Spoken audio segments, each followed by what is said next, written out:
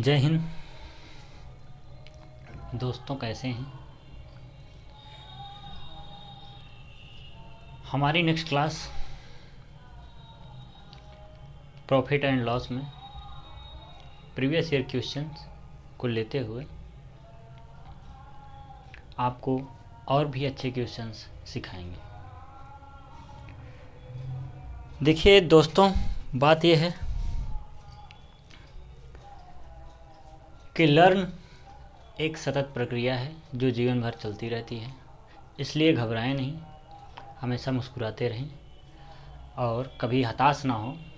कभी रिजल्ट नहीं हो रहा है या फिर आपको पढ़ने में समस्याएं आ रही हैं या फिर लग रहा है कि आपको गवर्नमेंट आपके लिए कुछ नहीं कर रही है, तो इससे आप घबराएं नहीं।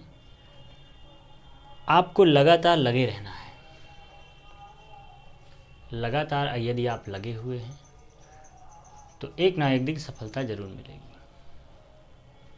इसी क्रम में ज़्यादा कुछ तो नहीं कहना है, पर इतना ज़रूर कहना है कि यदि आप लगे हैं, लगातार जुड़े हैं और लगातार पढ़ रहे हैं तो आपके सिलेक्शन को कोई नहीं रोक सकता।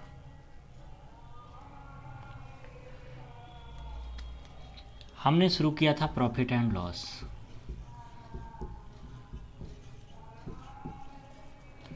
जिसमें कईयों प्रकार के हमने तरीके से क्वेश्चन को लगाना सीखा। अभी इसमें से कुछ प्रकार बाकी रह गए हैं और कुछ प्रकार जो हैं ऐसे हैं जो वेरी इम्पोर्टेंट है, जिसको आपको जानना बहुत ज़रूरी है। जैसा कि आप कुछ जो पिछली क्लासें पढ़ चुके हैं, जो लोग हमारा प्रॉपर क्लास ले रहे हैं, उनको इन बात को ज्ञान हो गया होगा कि जो आप पढ़ते हो प्रॉपर, उससे कितना क्वेश्चंस आपके प्रैक्टिस सेट प्रीवियस में मिलता है। और हमने जो पढ़ा रखा था आपको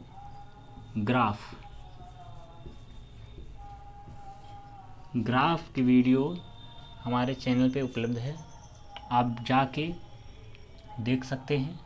वहाँ पे ग्राफ की हमने 2 से 3 क्लास ली है। 2 से 3 क्लास ली है ग्राफ की, और उस ग्राफ की ली हुई क्लास में जो हमारा पेट का एग्ज़ाम हुआ है उसमें क्वेश्चंस आए हैं। एक एक पेपर में 4-4 चार्ट बन के, सारणी बन के क्वेश्चंस को पूछा गया था और ये इम्पोर्टेंट था। इसलिए आपको विश्वास रखना चाहिए कि आप जिनसे पढ़ रहे हैं, जो भी पढ़ रहे हैं, वो आपको सही ही दिशा देंगे और सही बताएंगे। अब जो बातें रह गई हैं पढ़ने के लिए, उस पर थोड़ी बातें कर लें। प्रॉफिट एंड लॉस में हम जो आज पढ़ने वाले हैं वह है रेशियो। ठीक है। कहेंगे सर रेशियो तो अपना अलग चैप्टर है। जी हाँ, बिल्कुल, रेशियो अपने आप में एक अलग चैप्टर है और उसको अलग से पढ़ते हैं, जो कि हमने पढ़ा भी रखा है। आप जाके चैनल में आपको मिल जाएंगे। लगातार से एकदम स्टेप बाय स्टेप आपको पढ़ा रखा है, नियम के थ्रू बता रखा है। अब यहाँ पे जो बातें हैं, यहाँ बात हो रही है कि प्रॉफिट एंड जो लॉस है उसमें कितनी भूमिका निभा रहा है, उसमें कितनी भूमिका निभाएगा रेशियो। क्वेश्चंस जो पूछे जाएंगे,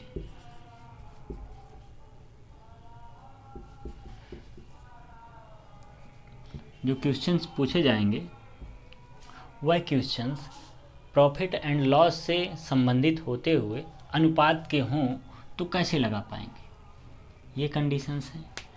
आप इसको अलग से भी पढ़ सकते थे, परंतु देखिए जो होता है, आप कहेंगे एलिगेशन कह लें या फिर मिक्सचर कह लें, कि क्वेश्चंस के जो मिक्सचर होते हैं, जैसे हम जो क्वेश्चंस को पढ़ रहे हैं उसमें आपको कई चीज़ें मिलेंगी। जैसे परसेंटेज मिला, जैसे एक ही प्रश्न है उसमें परसेंटेज का भी रोल है, रेशियो का भी रोल है, और उसमें आप कह सकते हैं सिंप्लीफिकेशन का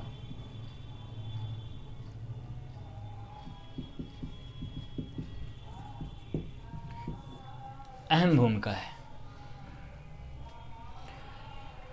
ऐसी प्रक्रियाओं को पार करते हुए आपको क्वेश्चन को लगाना होता है। आपके क्वेश्चन के लिए हम भी काफ़ी मेहनत करते हैं और आपको बता दें कि हम भी एक एस्पिरेंट ही हैं, हम भी तैयारी ही करते हैं और आपको बताएं कि आपके लिए हम जो बताते हैं वो अवेलेबल है और आप भी और क्वेश्चंस लगा सकते हैं। देखिए मैटर क्या रखता है, जो आप पढ़ रहे हैं, जो भी चीज़ें आप पढ़ रहे हैं उसमें सबसे ज़्यादा इफ़ेक्टिव और मैटर करने वाली जो बातें हैं वो है प्रीवियस ईयर।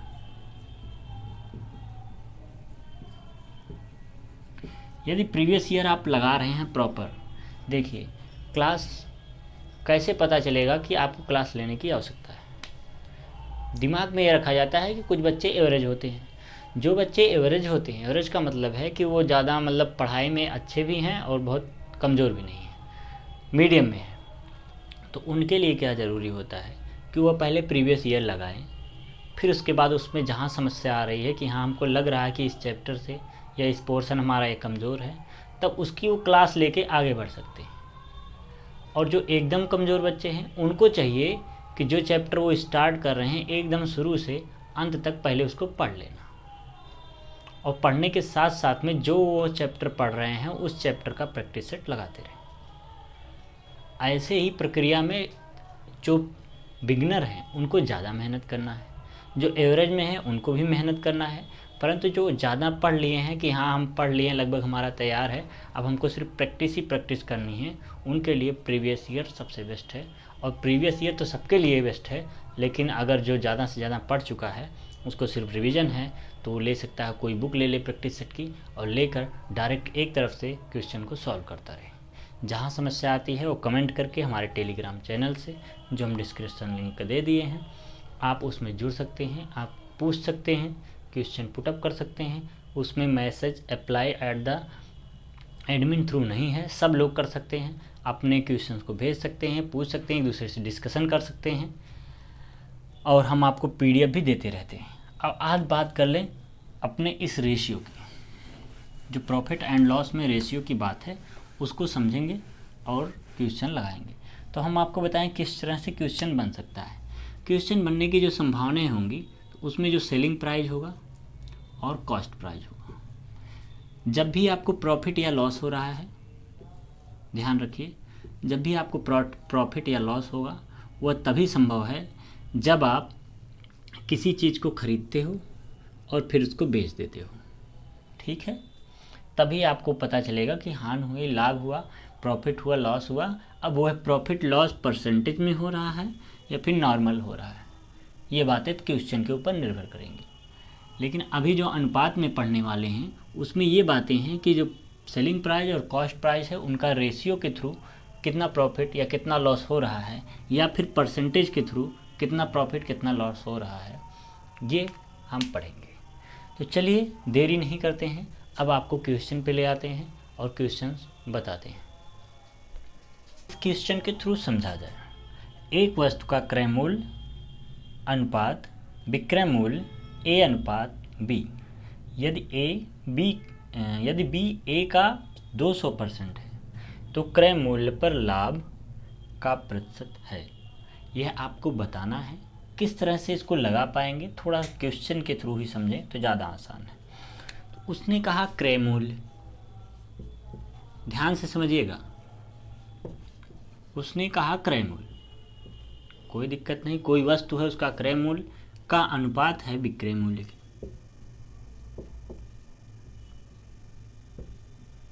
इन दोनों का जो अनुपात है वह अनुपात है A अनुपात B।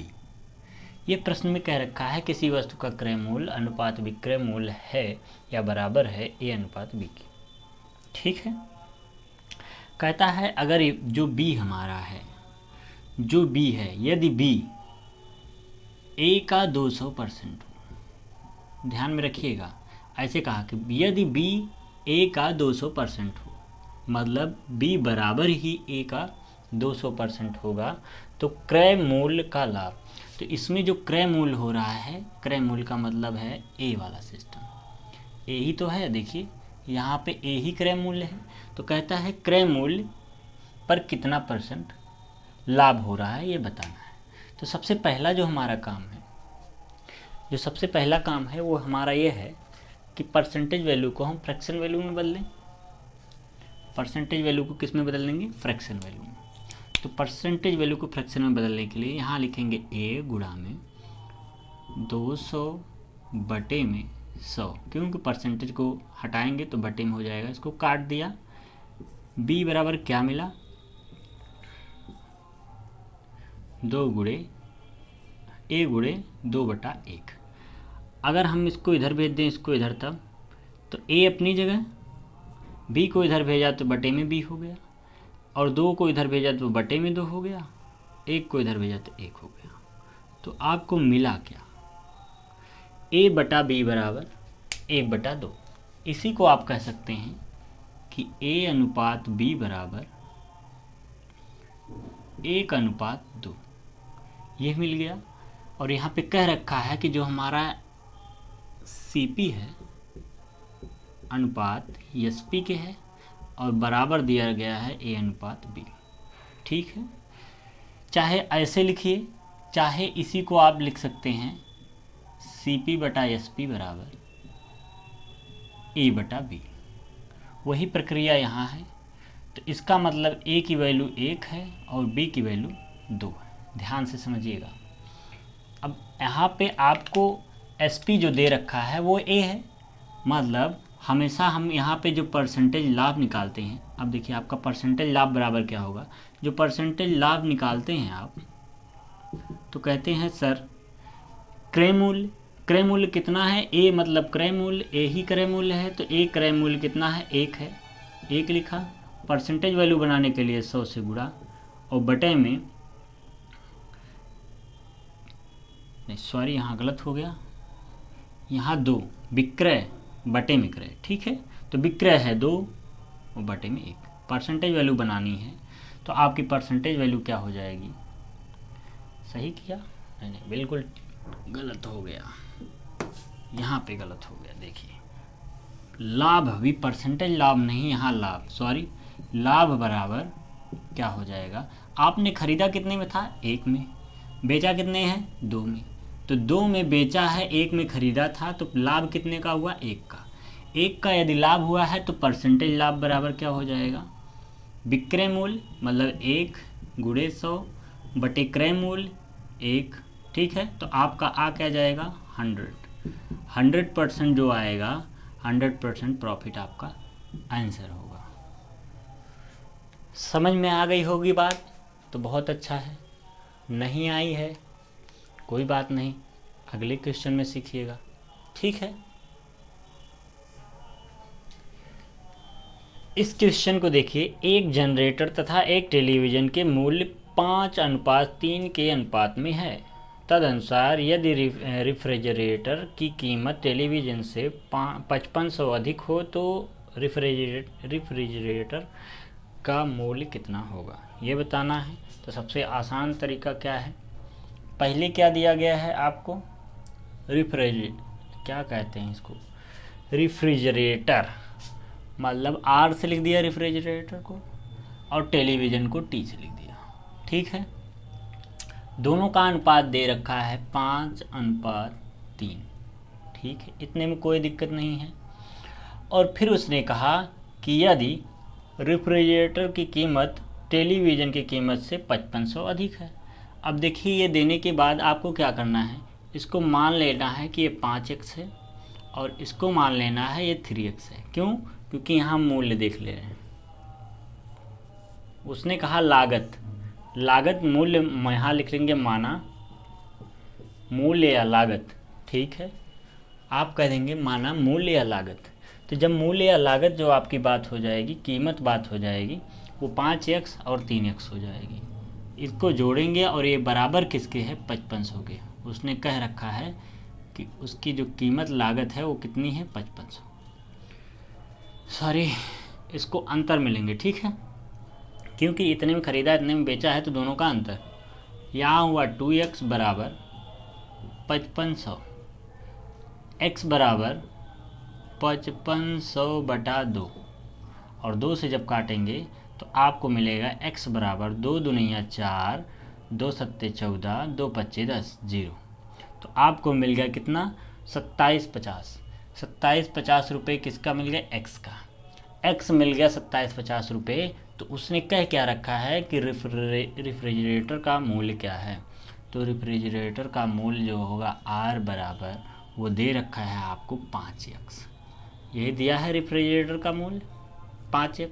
तो आप 5x लिखेंगे, यहाँ लिखेंगे 5, x की वैल्यू दी है 27.50, गुणा करेंगे 5 शून्य शून्य, 5 पचे 25 के 5 हासिल 2, 5 सत्ते 35, 2 37, 5 दूना 10, 3 13।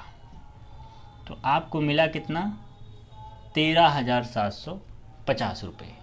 13,750 क्या हो जाएगा आपका आंसर? बहुत ही आसान था, एकदम इजी था। इसी तरीके से आप लगा सकते हैं, कोई दिक्कत नहीं होगी। ठीक है, आइए एक और क्वेश्चन की तरफ बढ़ेंगे। देखिए ये क्वेश्चन है। ये क्वेश्चन क्या कहता है? कहता है एक फल विक्रेता ने बड़े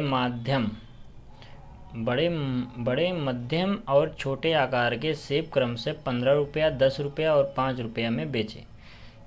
देखिए इस समय सेब का सीज़न भी है और आप समझने में आसानी होगी। इस प्रकार बेचे गए कुल सेबों का अनुपात 2:3:5 था। तदनुसार उस सेब की औसत कीमत ज्ञात कीजिए। तो बहुत ही आसान सा सवाल है और बहुत ही अच्छा सवाल है।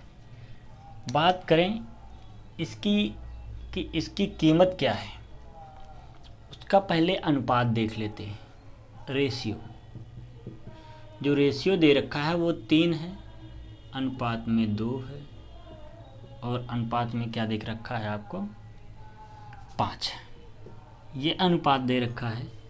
तो हम इसकी कीमत जान लें अगर, कि सेब की कीमत क्या होगी, तो कीमत आपकी जितने रुपए लग रही है वो, ठीक है, कीमत जो होगी वो जितने रुपए लग रही है वो ध्यान रखिए, जो आपकी जितने रुपए लग रहे हैं। 15 रुपये लग रहा था पर कितने? 3 सेब पर। 2 रुपये लग रहा था, सॉरी इसको ऐसे लिखना था, 2 रुपये लग रहा था कितने पे? 10 रुपये पे। 10 पे 2 लग रहा था, ध्यान रखिए 2, हाँ को मिटा के लिख दें 5, और हमारा 5 पे 5 लग रहा था। नहीं समझे बात को तो सिर्फ इतनी बात समझिए कि उसमें जो कीमत दे रखी थी, चूँकि कीमत दे रखी थी 15 रुपये, 10 रुपये और 5 रुपये, ये कीमत दे रखी थी। अब हम एक्चुअल में कीमत अगर जानने निकलेंगे तो 3 गुणे 15, क्योंकि 15 रुपये में 3 सेब मिलता है, 10 रुपये में 2 सेब मिलता है, 5 रुपये में 5 सेब मिलता है। तो 15 गुणे 3, 10 गुणे 2 और 5 गुणे 5 ले लेंगे। इतना करने के बाद इनको थोड़ा सा सरल कर लेंगे। तो देखिए 15 तियाँ हो गया 45, प्लस लगाया, 10 दूना हो गया 20, 5 पचे हो गया 25। अब इनको जोड़ लीजिए। 25 में अगर 45 जोड़ते हैं तो 45 5 50 हो गया, और 50 20 70, और 70 में 20 जोड़ते हैं तो हो गया आपका क्या? 90। तो यहाँ आ गया आपका क्या? रेशियो। जो कीमत आई वो 90 रुपये आई। मतलब कुल कीमत, जो टोटल कीमत आ गई, ठीक है, टोटल कीमत या इसी को कहते हैं कुल लागत या कीमत जो आपकी आई वो 90 रुपये आ रही। तो उसने कह रखा है आपको बताना है कि औसत कीमत क्या है। कुल है, आपको बता देना है औसत कीमत।